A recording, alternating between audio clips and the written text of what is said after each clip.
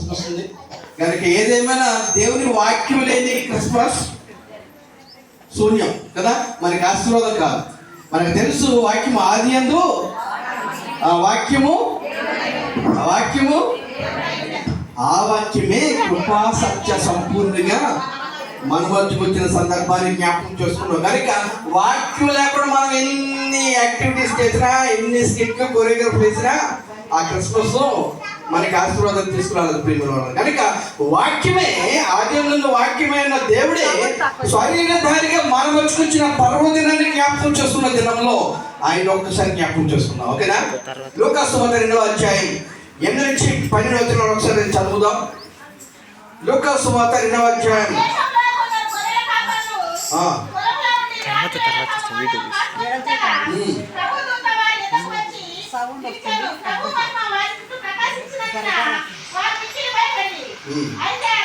అయితే ఆ దూత భయపడకుడి, ఇదిగో ప్రజలందరికీ కలుగు మహా సంతోషకరమైన సువార్తమానము నేను మీకు తెలియజేస్తున్నాను. దావీదు పట్టణమందు నేడు రక్షకుడు మీ కొరకు పుట్టున్నాడు, ఈయన ప్రభువైన యేసుక్రీస్తు. హల్లెలూయా, హల్లెలూయా. దూత వచ్చి మొట్టమొదటి సువార్తమానాన్ని ఎవరికి చెప్పింది? ఏమని చెప్పింది? ఇదిగో ఎవరికి? గొల్లలకు మాత్రమే అందా? ప్రజలందరికీ. హల్లెలూయా. ప్రజలందరికీ కలగబోవు మహా సంతోషకరమైన సువార్తమానం. హల్లెలూయా. యేసుక్రీస్తు పుట్టుక ఫస్ట్ సువార్త గొల్లలకు మాత్రమే కాదు. కొంతమంది గొల్లలు అంటూ ఉన్నారు, కొంతమంది నాయక్స్ అంటారు కదా, వాళ్ళు కొంతమంది యేసయ్య మా కులంలో పుట్టాడండి అని వాళ్ళు సొంతం చేసుకోవడం చూస్తారు. వాళ్ళ సొంతం కాదు. మొట్టమొదటి సువార్త గొల్లల కాపరికి తెలియబడింది, కానీ ఆయన ఎవరికి రక్షకుడు? ప్రజలందరికీ. హల్లెలూయా. చెప్పకూడదమా? ప్రజలందరికీ రక్షకుడైన ఏకైక రక్షకుడైన యేసుక్రీస్తు నామములో మనం ఇక్కడ కూడున్నాం. దేవుని స్తోత్రం. హల్లెలూయా. కొంతమంది అనుకుంటూ ఉన్నారు, ఈ క్రైస్తవులు అంటే లేకపోతే యేసుక్రీస్తు అంటే ఎవరి దేవుడు? ఎవరో తక్కువ జాతుల కులాల దేవుడు అనుకుంటా ఉన్నారు. అలాగే చాలా కాలంగా విష ప్రచారం కూడా జరుగుతూ ఉంది కదా. కానీ బైబిల్ చెప్తున్న సత్యం ఏంటంటే, ఇదిగో దావీదు పట్టణమందు రక్షకుడు మీ కొరకు పుట్టాడు, ఈయన ప్రభువైన క్రీస్తు, ప్రజలందరికీ ఆయన రక్షకుడు. యేసు అనగా పేరు అంటే తన ప్రజలను వారి పాపం నుండి ఆయనే రక్షించును కనుక ఆయనకు యేసు అని పేరు పెట్టబడుతుందని దేవునికి వాక్యంలో చెప్పబడింది. హల్లెలూయా. ప్రియమైన రక్షకుడు అది కూడా ఎవరికంటే? ప్రజలందరికీ. హల్లెలూయా. దేవుని స్వరూపంలో పుట్టబడిన మనుషులు పాపంలో పుట్టి పాపంలో పెరిగి పాపంలోనే చనిపోతూ పాప క్షమాపణ లేకుండా చనిపోతే వారు ఆరిన అగ్నిగుండా వెళ్ళిపోవడం ఇష్టపడింది. ఏమాత్రం ఇష్టపడింది దేవుడు తన ప్రియకుమారుడైన యేసుక్రీస్తుని ఈ లోకానికి శరీర రూపుగా పంపించాడు. హల్లెలూయా. ఎందుకంటే దేవుని సృష్టి అయిన ప్రజలు ఏ రూపంలో ఉన్నారు? శరీర రూపంలో ఉన్నారు. కనుక ఆ శరీరాలందరినీ, మనుషులందరినీ, ప్రజలందరినీ రక్షించడానికి శరీర రూపంలోనే వచ్చాడు. హల్లెలూయా. అది ఏ రూపంలో వస్తే మనం ఉంటాం ఇక్కడ? చెప్పండి. ఏ జంతువు రూపంలో, ఏ పక్షి రూపంలో వస్తే అసలు మనకి కమ్యూనికేట్ చేయడానికి అవుతుందా? భాష చెత్త అవుతుందా? మనుషులను ఆయన చేతితో చేసుకున్నాడు. అదే మనుషులు ఆజ్ఞ అతిక్రమించి పాపం వల్ల మరణాన్ని కొని తెచ్చుకున్నారు. ఆజ్ఞ అతిక్రమించిన ఆ మనుషు జాతిని అంతటిని మరలా తిరిగి తండ్రితో కోల్పోయిన ఆ సంబంధాన్ని మరలా కనెక్ట్ చేయడానికి యేసుక్రీస్తుని, సృష్టికర్తగా ఉన్నటువంటి యేసుక్రీస్తుని, అత్యంత మహిమ స్వరూపుడు యేసుక్రీస్తుని నిత్యము కోట్ల దూతలతో పరిశుద్ధుడు పరిశుద్ధుడు పరిశుద్ధుడని పొగడబడుతున్న యేసుక్రీస్తుని, సృష్టికర్తైన దేవుని సృష్టిలో ఒక భాగంగా, మరి ముఖ్యంగా శాపగ్రస్తమైన శరీరమైన మన శరీరం రూపంలోకి ఆయన ఈ లోపలికి పంపించాడు. అందు నిమిత్తం ఆయన పుట్టాడు. హల్లెలూయా. నశించడాన్ని వెదక రక్షించడానికి యేసుక్రీస్తు లోకానికి వచ్చాను అని. వచ్చాడు అంటే అంతకుముందు ఎక్కడో ఉన్నట్టు కదా. ఇందు నిమిత్తం నేను పంపబడితేనే అంటాడు ఆయన. మనుషులను రక్షించడం కొరకే నేను పరలోకం నుండి దేవుని తండ్రిని దేవుని చేత నేను ఈ లోకానికి పంపబడ్డాను అంటాడు. హల్లెలూయా. ఇక్కడికి రావడం కొరకు ఆయన పుట్టాడు. హల్లెలూయా.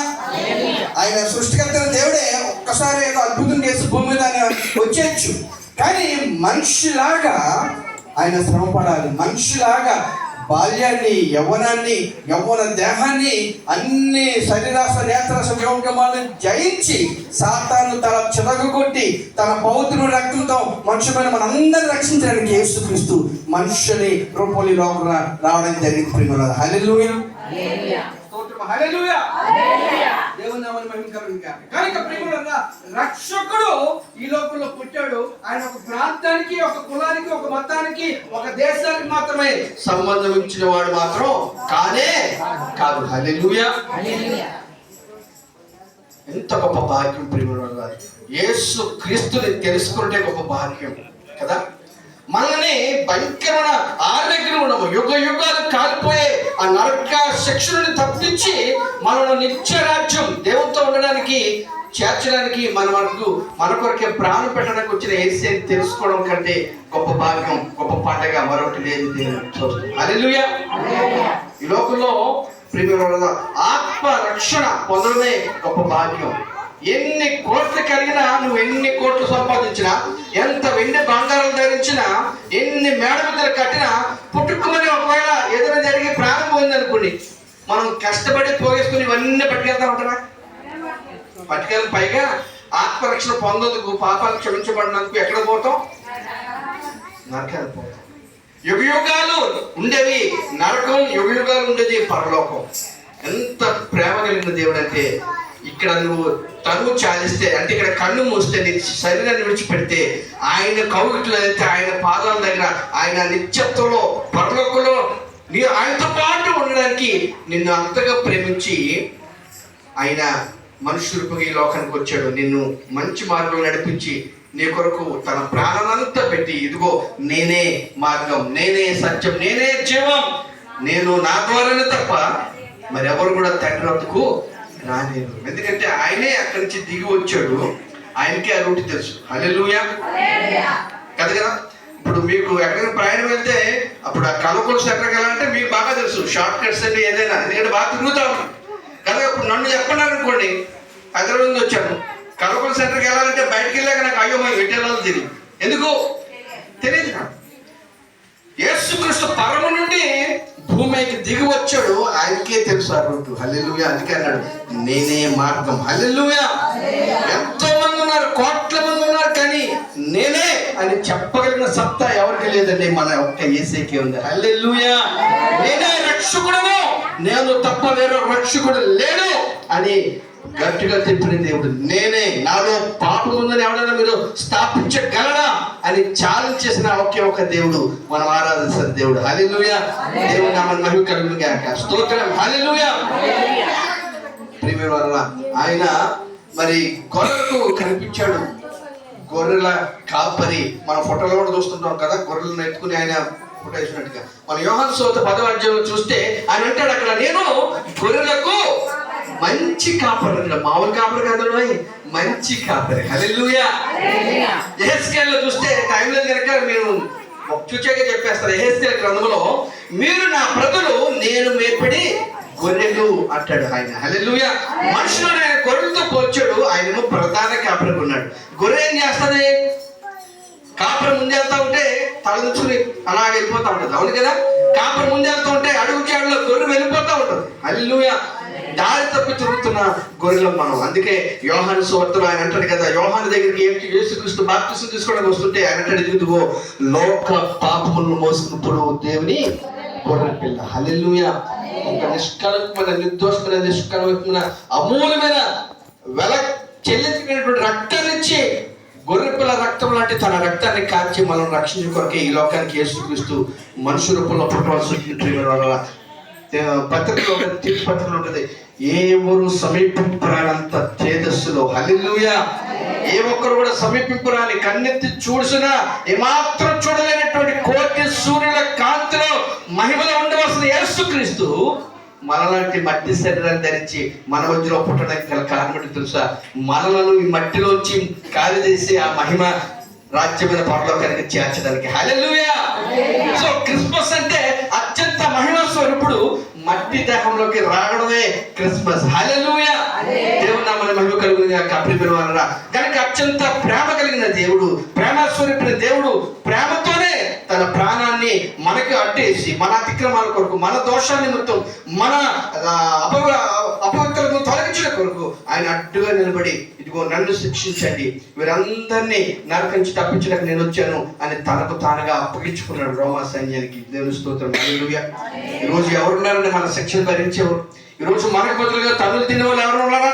ఫ్రెండ్స్, బెస్ట్ ఫ్రెండ్స్ అని చేతులు కట్టుకుని తిరుగుతూ ఉంటారు. నిజంగా ఎవరైనా దాడి చేస్తున్నాడు అనుకోండి, ఎవరైనా సమస్య వచ్చింది అనుకోండి, బెస్ట్ ఫ్రెండ్ అని ఉంటాడు పక్కన, ముందు వాడే పక్కన చూసి పారిపోతాడు.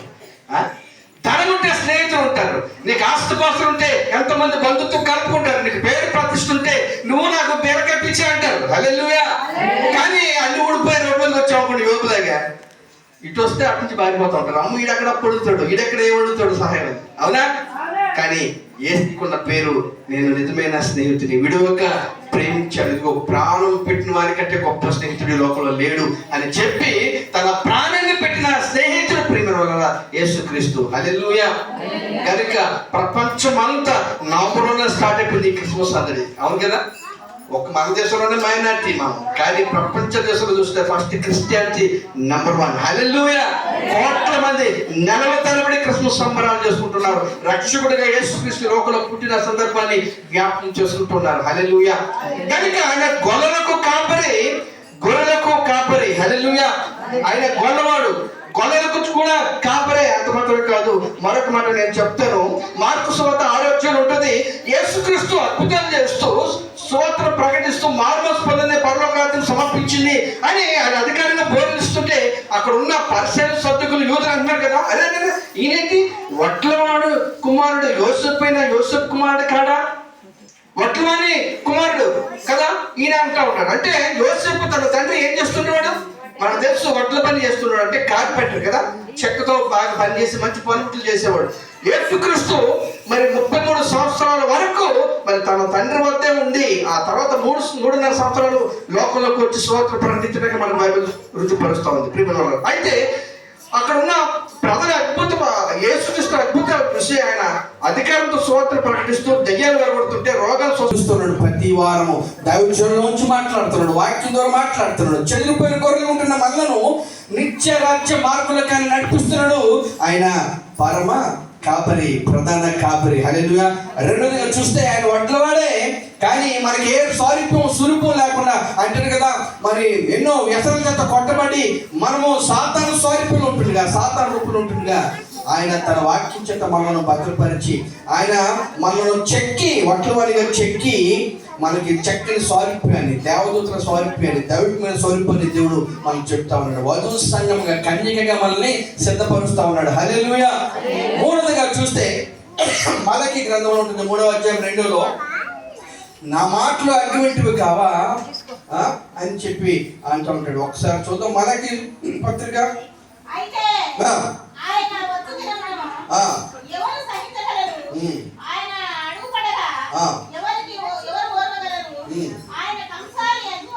ఆయన కంసాలి అగ్ని వంటి వాడు, చాలు, కంసాలి వంటి అగ్ని వంటి వాడు. హల్లెలూయా. ఆయన కంసాలి లాంటి వాడు. ఆయన ఎవరైనా కంసాలి, ఇక్కడ ఎవరైనా కంసాలి ఉన్నారా? గొల్లలు ఉన్నారా? కార్పెంటర్లు ఉన్నారా? కొన్ని చర్చలు ఉంటారు, వాళ్ళేమో మా దేవుడు అన్నట్టుగా వాళ్ళు కొద్దిగా ఎక్స్ట్రా చేస్తాం. అయితే అందరికీ చెందిన దేవుడు. ఈరోజు యేసుక్రీస్తు అందరికీ ప్రభు, ప్రజలందరికీ కలవు మహా సంతోషకరమైన సువార్త. మనం అందుకనే కొన్ని కేటగిరీలు ఈరోజు గుర్తు చేస్తాం. మనం అదే ఒక్కరికి మాత్రం పరిమితిమైన దేవుడు కాదు ఆయన, మనుషులందరికీ రక్షకుడిగా వచ్చిన ఏకైక దేవుడు. దేవుని స్తోత్రం. హల్లెలూయా. ఆయన కంసాలి వంటి వాడు అంటాడు. ఆయన కంసాలి ఏం చేస్తాడు చెప్పండి? చెడిపోయిన బంగారాన్ని తీసుకెళ్ళి అక్కడ ఇస్తే చక్కగా దాన్ని అగ్గిలో వేసి కదా, దాంట్లో మస్తు తొలగే వరకు అగ్గితో బాగా కొలుములు కాల్చి అందులోంచి మంచి శుద్ధ సువర్ణాన్ని తీసి దాంతో మంచి ఆభరణాలు చేస్తారు. హల్లెలూయా. మన జీవితంలో కూడా పాపపు డాగులతో, ఎన్నో వ్యసనాలతో, దుర్గంతో ఉన్న మన పాపపు జీవితాన్ని ఆయన పరిశుద్ధాత్మన అగ్నిలో వేసి పరిశుద్ధపరిచి అందులోంచి మళ్ళీ ఆయనకి మహిమయుక్తమైన పాత్రగా మలిచేవాడు. కంసాలి పాత్ర కూడా పాటిస్తా ఉన్నాడు. హల్లెలూయా. దేవుని స్తోత్రం. హల్లెలూయా. కంసాలి అగ్నిలో ఒక బంగారాన్ని అందులోంచి ఎంతో శుద్ధ సువర్ణమైన పాత్రను తయారు చేస్తున్నట్టుగా యేసుక్రీస్తు కూడా ఒక కంసాల వలె ఉండి పరిశుద్ధాత్మల అగ్నితో అభిషేకించి మనలో ప్రతి పాప మల్లాన్ని కడిగివేసి ఆయనకి ఇష్టమైన మహిళ పాత్రగా, ఘనమైన పాత్రగా, ఆయన మందిలో విలువైన పాత్రగా ఆయన మలుస్తున్నాడు ఆ కంసాలి వాడు. హల్లెలూయా, దేవుని స్తోత్రం. నాలుగో చూస్తే చాకలి వంటి సబ్బు అని ఉన్నాడమ్మా అక్కడ.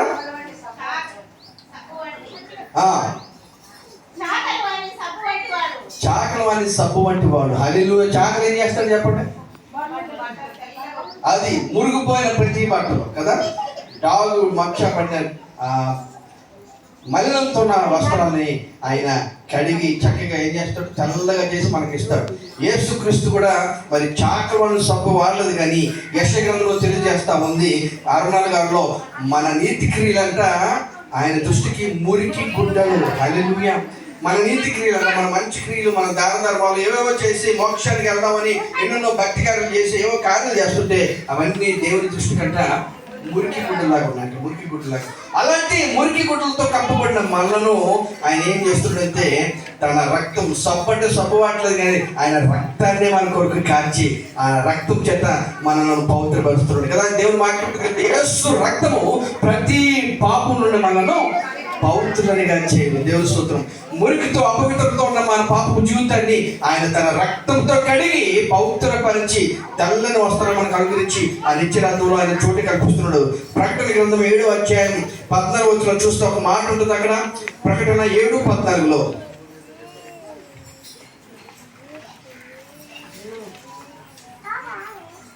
అందుకు నేను